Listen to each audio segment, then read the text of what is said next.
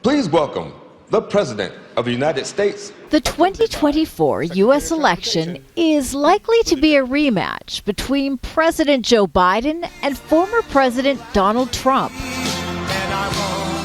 But it's a matchup most polls show a majority of Americans don't want.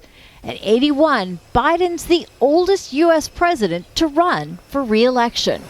Is his age going to be an impediment to him being effective? And that is something that's not going away. Biden's approval ratings have hit historic lows. Trump is entering 24 with the rising lead above his Republican challengers. In familiar form, he's railing against an influx of migrants to the United States. They dump them on the border and they pour into our country.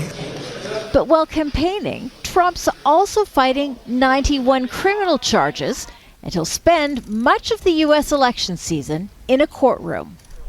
Also upending the presidential calendar, two possible Supreme Court rulings. The first could decide if Trump can hold public office after Colorado State removed him from its ballot for stoking the 2021 Capitol riots. The second could decide if Trump's immune from prosecution for alleged efforts to subvert the 2020 election.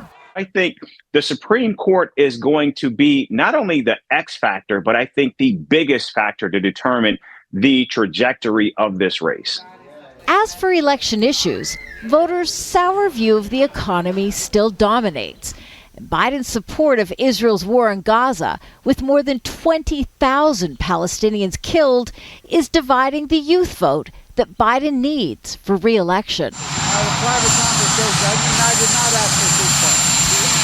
But Democrats like President Biden hope that domestic issues like protecting abortion rights will galvanize voters after the Supreme Court in 2022 overturned the right to an abortion. History is also on Biden's side. Since 1912, roughly 75% of incumbents have won re-election. Kimberly, Halkett, Al Jazeera, the White House. Make sure to subscribe to our channel to get the latest news from Al Jazeera.